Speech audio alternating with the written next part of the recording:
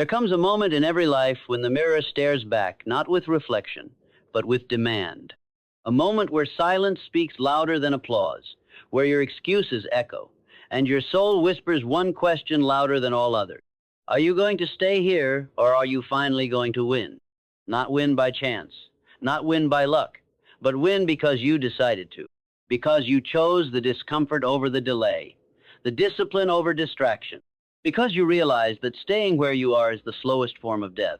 Let this be that moment, not the one where you wish, the one where you wake up, not the one where you dream, the one where you declare, not the one where you pretend, the one where you pivot, because success does not wait for permission. It answers only to decision. Earl Nightingale once said, "Success is the progressive realization of a worthy ideal." Not the instant, not the finish line, the realization step by step, hour by hour. But none of that begins until you decide that where you are is no longer where you belong. You were not designed to sit in cycles of almost. You were not created to wander in hesitation. You are not a creature of fear. You are an architect of destiny. But destiny only answers the bold. There is no magic secret, no shortcut, no cheat code. It starts right now with one decision: to win, to stop waiting for certainty and start moving with clarity, to stop asking the world for approval and start commanding it with conviction, to stop living at the mercy of your emotions and start living at the command of your mission. Your mission has always been there, hidden beneath layers of laziness, fear, and delay. But now it's stirring, because you're tired of watching others do what you know you were built for, tired of applauding the brave while you sit silent and small, tired of being busy but never becoming.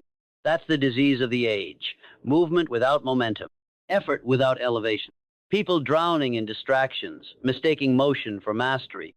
But mastery has never come to the distracted. It comes to the obsessed. It comes to the one who chooses vision over validation, purpose over popularity, calling over comfort. You think winning starts with the world giving you a chance? No. It starts when you stop needing one. It starts when you stop blaming your upbringing, stop romanticizing your trauma, stop reciting your limitations like they're gospel. You don't need another degree. You don't need another opportunity. You don't need another permission slip to start building the future only you can carry. You need to decide, right here, right now, that the version of you who was always second-guessing, always hesitating, always hoping things would magically change, is done. Because the longer you entertain delay, the louder doubt becomes. And doubt loves the doorway. It just can't live inside a decisive soul. That's the irony of hesitation.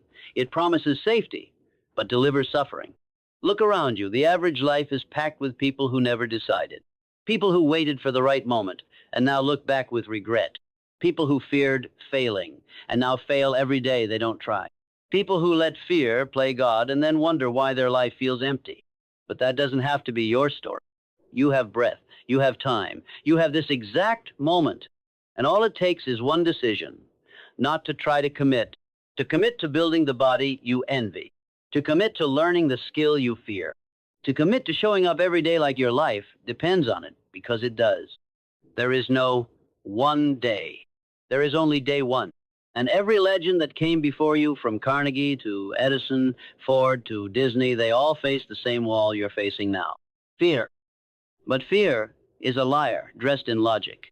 It tells you to wait, to play it safe, to shrink your dreams until they match your resources. But listen to me. Your resources will never lead you. Your resourcefulness must. Because the dream is never given to the one who is ready. It is given to the one who is willing. That's the dividing line. That's the chasm between the remembered and the forgotten. Not talent, not luck, not timing, decision. The decision to win when there's no guarantee. The decision to show up when no one claps. The decision to keep building when nothing moves because your faith tells you it's coming. Winners don't wait for conditions. They create them. Winners don't follow feelings. They follow conviction. Every inch of progress you make is bought with a decision. A decision to say yes to the right thing and no to the rest. A decision to ignore the noise and hear the whisper of your higher self calling you upward. Can you hear it? It's not screaming. It's not demanding. It's inviting. But the invitation will expire. And if you don't accept it, someone else will. Someone hungrier, Someone who made up their mind that pain would not be their prison. It would be their platform. So decide now. Decide to win not just once, but daily. In your thoughts, in your habits, in your time. Because you don't become successful when you get the result. You become successful the moment you decide that failure is no longer an option. That's the moment that divides lives. That's the moment when average ends and destiny begins. The moment you trade comfort for calling, fear for faith, weakness for wisdom, decide to win, or stay where you are. But don't you dare pretend that indecision is neutral. It's not. It's retreat. It's decline. And if you sit still long enough, your dreams will start decaying inside you. But the good news, you still have the pen. And the next line of your story is still blank. And what you write on it depends entirely on one thing. Do you decide or do you delay? Do you rise or do you retreat? Do you win or do you stay right where you are? There is no halfway between growth and comfort. You are either stretching or you are shrinking. You are either evolving or you are evaporating. And the tragedy is that most people never collapse because of external failure. They decay from internal hesitation. They rot in their routines. They rehearse the same excuses so often that mediocrity becomes their anthem. They stop aiming, not because they are incapable, but because they've forgotten what they were made for. Let me remind you, you were made to build. You were made to rise. You were made in the image of a creator, not a consumer. And that means the greatest thing you can do with your life is create something so powerful that the world is forced to remember your name. But that won't happen with passive effort. That won't happen by watching videos and liking quotes. It will only happen when your actions scream louder than your affirmations. Belief is the beginning, not the breakthrough. Clarity is the compass, not the climb. Decision is the spark, but discipline is the fire that never goes out. And discipline is not born out of excitement. It is forged in boredom. It is made in those quiet, thankless hours when no one's watching and nothing's moving.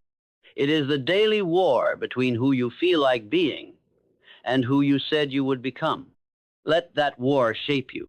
Because the world doesn't need more talented people. It needs more trained people. It needs more doers than dreamers. More action takers than affirmation speakers. You think it's the gifted that rise? No, it's the gritty. It's the ones who wake up sore, scared, uncertain, and show up anyway. It's the ones who show up to the gym when it's cold.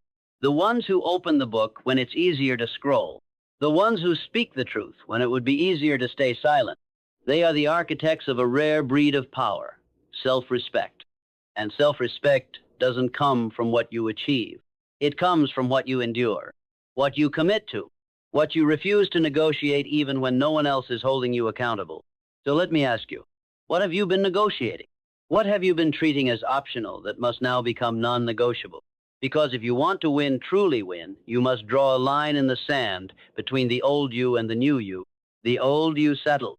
The new you sharpens. The old you scrolls. The new you studies. The old you waits for motivation. The new you becomes the source of it. That's what it takes. This world is not kind to the uncommitted. It will eat the passive alive. It will seduce you with comfort, trap you in cycles, and numb you into forgetting that time is bleeding from your life every single day. You don't have time to be casual about your calling. You don't have time to flirt with purpose like it's a weekend project. Purpose is not a side hustle. It is the engine of your existence. And if you're not fueling it with focused effort, you're slowly burying it under busy work and broken promises. Do you want to look back 5 years from now and explain to your future self why you never got serious? Do you want to tell your kids that you had dreams once, but life got in the way? Or do you want to hand them a legacy built on sacrifice and discipline? Do you want them to inherit the cycles you never broke, or the standards you refuse to lower? It starts now, because discipline doesn't just change you, it changes generations.